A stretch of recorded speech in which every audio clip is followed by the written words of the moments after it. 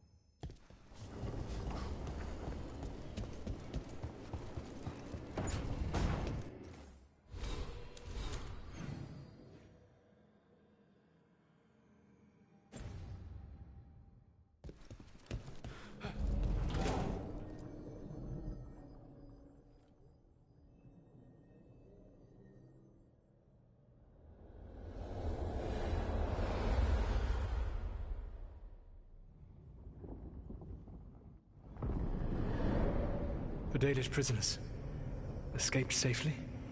We got them away free and clear. Good. Whatever my frustrations with them, it feels good to have helped my people again. Thank you for allowing me to help. Chance to infuriate Elganon was a reminder of simpler times.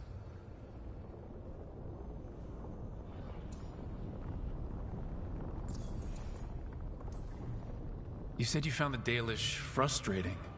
Why is that? It is unfair to them. I lived for thousands of years, and after I imprisoned the Evanuris, I slept for thousands more. I awoke in a world that had forgotten the ancient times almost entirely. And those who tried to remember Elven history, like the Dalish, had gotten so much wrong.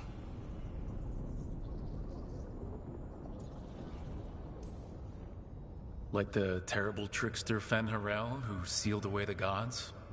There was truth to their stories. My rebellion had indeed disrupted the lives of those who had been comfortable. And when I created the Veil, I destroyed an empire. Their judgments were fair, if clouded. I tried to explain the truth to one clan. When I convinced them that I was truly Fen'Harel, they attacked me. After that, I hid my explanations behind the facade of having witnessed events in the Fade. And every mage knows that what we see in the Fade might not be literally true. Yes.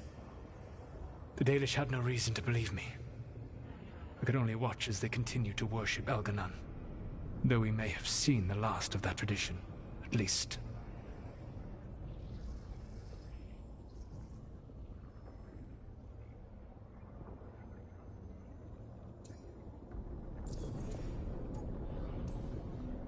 You and Elganon were really tearing into one another back there. I needed to goad him to anger in order to distract him. But yes, while all of the Evanuris were monsters in their own ways, Elganon was the worst. Or perhaps it is more honest to say that his were the faults I found most objectionable. You have met him now, heard his voice hammering at the doors of your mind, and you have met me.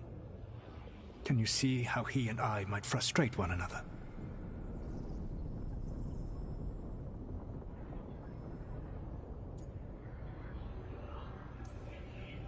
The two of you are too much alike. Both of you want to be in charge. I have no desire to be in charge.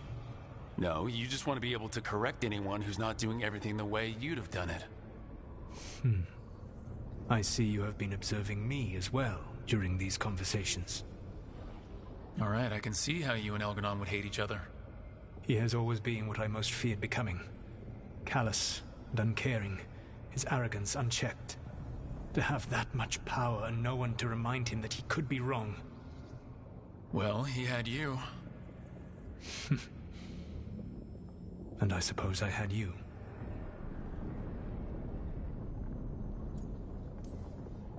Last time I got his attention, he got angry enough to come after us with the Blighted Dragons. Hopefully this baits him into a mistake we can use against him. Every act of resistance is a thorn in his side. He will break soon. When we first met, I saw you only as a foolishly confident child who disrupted my plans. You were an irritant. I gave you information to oppose Elganon out of necessity, but I expected you to be nothing more than a tool. Seeing you with your team, I was wrong.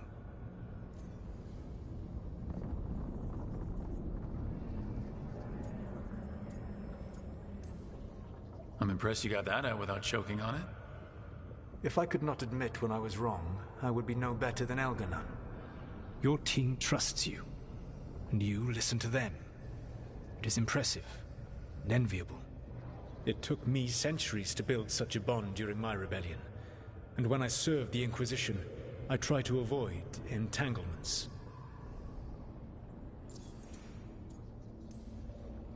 Except for Inquisitor Llewellyn.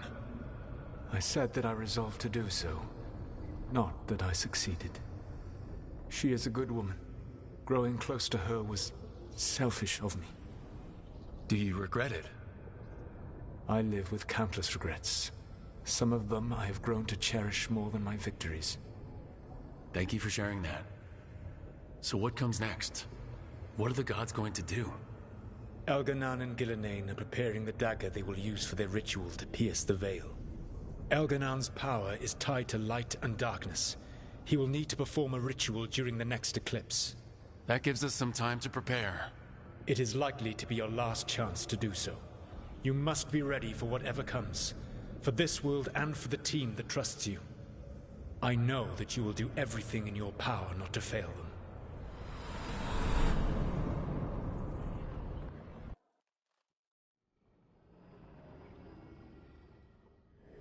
So now Elganon's recovered his own archdemon, and the gods only need an eclipse to complete their dagger. We saved the Dalish, though. That's important. But now Elganon's immortal, so long as his archdemon lives. And we all know how hard those things are to kill. We killed Razikale, didn't we? After losing hundreds of wardens. And it took a centuries-old trap to do it. We don't have either of those. Not anymore. Just when you think the tide's in your favor, it turns right back. Okay, we always knew this was gonna be hard, right?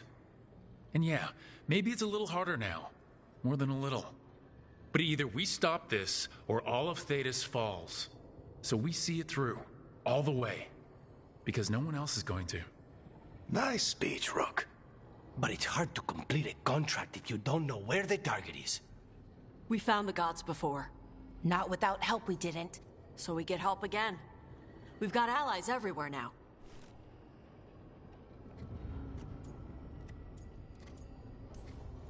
I can think of a few options, but I'm open to suggestions. Wardens have run dry. Nothing new is moving in the deep roads. And the Veil Jumpers couldn't find any trace of Elgranon or his archdemon. The crows may have something. The Antam are moving large quantities of supplies out of the city. Weapons, armor, gatlock. And several storehouses worth of food, what little we had left. It's enough to feed the Antam Navy for 3 months. Or all of Treviso for 6 weeks. Given the timing, it seems unlikely to be a coincidence. Wherever those supplies are headed, that's likely where we'll find the gods. Any more details from the crows, Lucanus? They said the Antam have long work ahead. We have time. Also, Viago would like a meeting. At your earliest convenience. From him, that means important, but not yet urgent. Did Viago tell you how much time we have? Days to weeks. Nothing more precise. Well, that's our best lead so far. Track those supplies, and we should find the gods. That said, the Venatori aren't up to anything good in Minrathis. Not to complicate things, but the Inquisitor also wants to meet Rook. Right. With everything she's been doing in the south, we owe her an update. I'll let her know. Despite the odds, we've survived. We've made a habit of it. Take some time. Rest. Be ready to go. Next time the gods appear, let's make sure it's the last.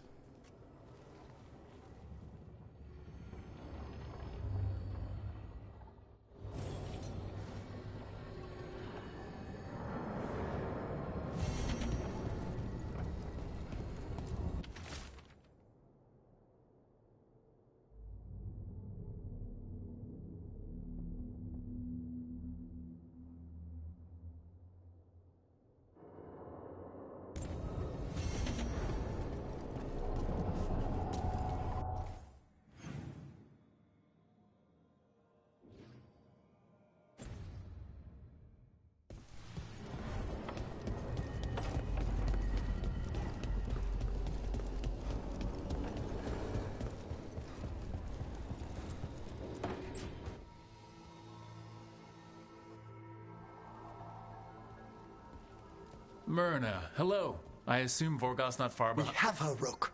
We have her. We know exactly what she's planning. The professor asked us to research the artifact that came into the possession of Johanna Hezenkos. She carries a gloaming lantern. That bad as it sounds? They were fashioned in ages past by unscrupulous necromancers. The lanterns steal and concentrate life. Johanna could use it to leech life from hundreds at a time. An endless source of power. A lantern that sucks the life out of people? Ugh. Their very souls. But we know where Johanna will be. She has returned to Blackthorn Manor. Hezenkos intends to hold a soiree. That can't be her whole plan. No, but I propose a small group infiltrate Johanna's lair while she's distracted and destroy her lantern. Let's do it. Vorgoth and I must return to the necropolis. Hunt well. If only we could make Johanna see reason. You tried before. She seems stubborn. Perhaps that's why she attained immortality, while I quake on the threshold. If I make my own bid for lichdom. Oh, it's no use pretending this hasn't stirred up that old dread of my own mortality. You could also be having a normal reaction to facing danger every other day. No, it shouldn't be this crushing, this prevalent. No. Johanna was never beset by these sort of fears. A little fear's healthy. You'll feel better once we crash her lair and destroy that lantern. Promise.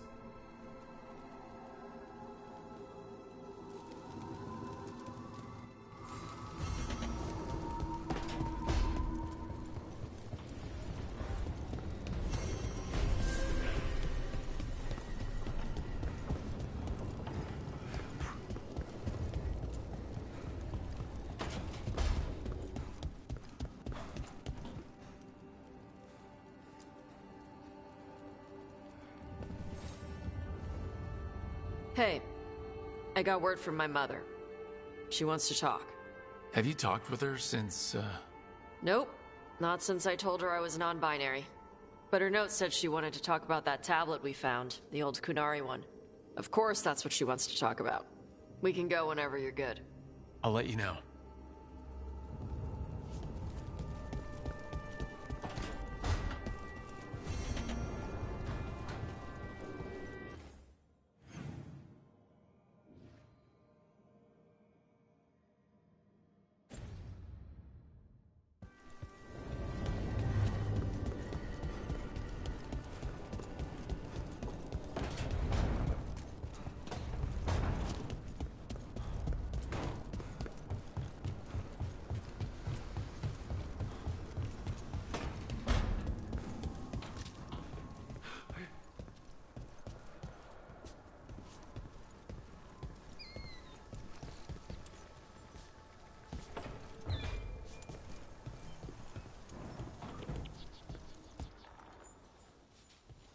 Hey, what's shaping?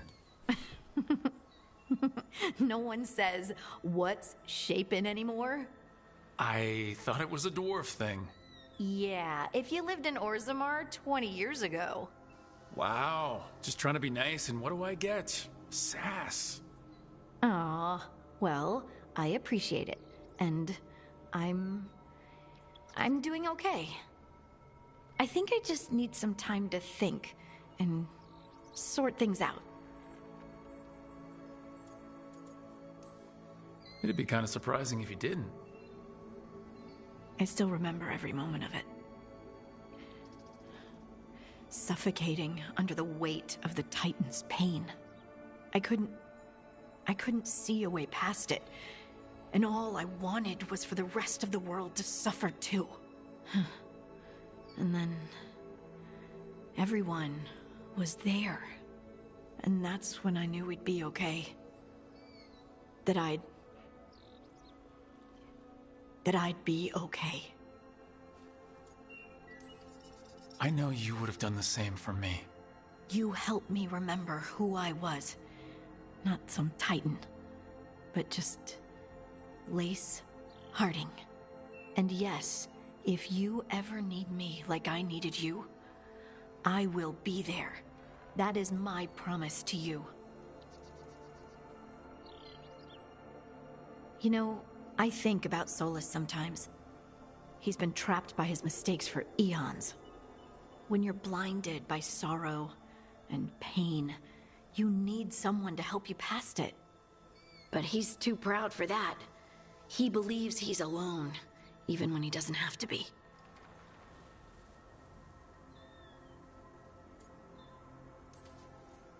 He'll never ask for help, but that doesn't mean we can't offer it anyway. But do you think he can be helped? Solus took this path because he thinks he has no choice. But the Inquisitor believes there is another way for him. For them. She could save him, if he would just let her. No one's beyond help, Rook. No one. I have to believe it. Or none of this matters.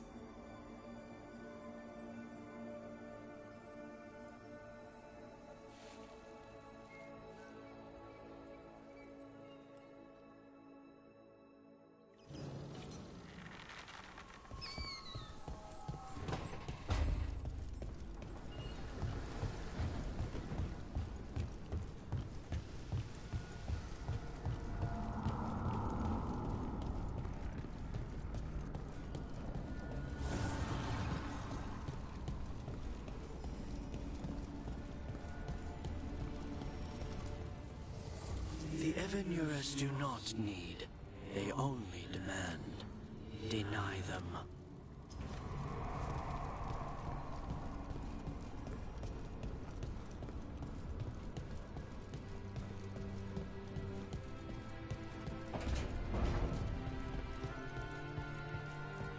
So, compared to what wardens usually eat, how's the food here?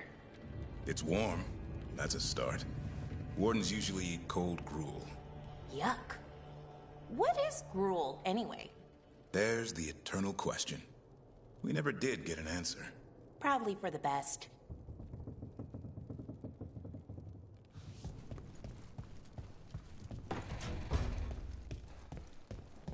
You look distracted. Something on your mind? You ever get a bad feeling you can't shake, but you don't know if it's for you or someone else? With my job, it's usually both. Yeah.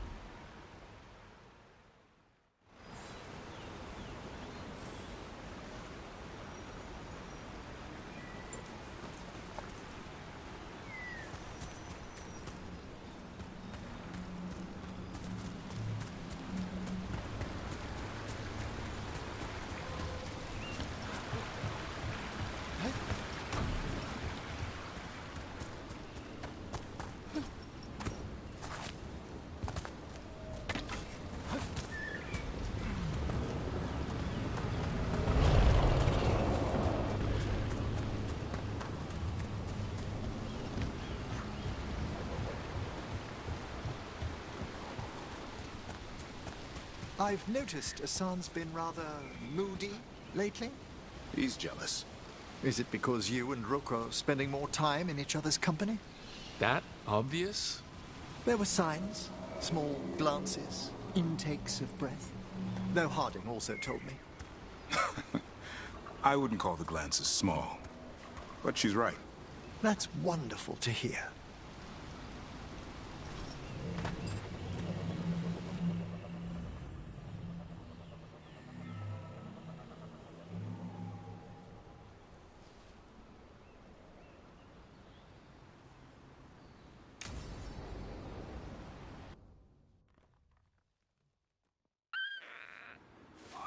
A romantic picnic, huh? This is a surprise. Evka and Antoine's doing. They told me after all the Wardens have been through, and what's ahead, I should take a break. I'm surprised you actually listened.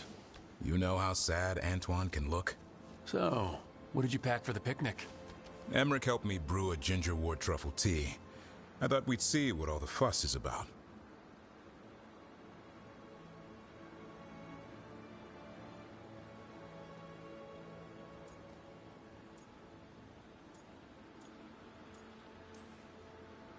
I'm happy you're getting a chance to unwind, Davrin. I was thinking the same about you. Me?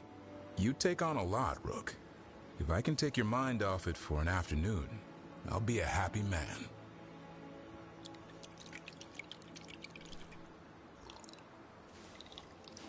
That's not bad. It's gingery, but also garlic. Hints of mushroom, something else. Well, I've never eaten a worm, but yeah, it is a little earthy. Wait, what? There, Davrin. What? Hassan just talked to me. Huh? What did he say? No, not that. What you said before. Emmerich said ginger wort might have some kind of magical properties. More than might. Maybe it affects some people more than others. You all right, Rook? I think that whatever this is will pass. And I thought this would be a break. It's the company that's important. I always relax better with you around. I feel the same way. Then it's a strange picnic, but a good date.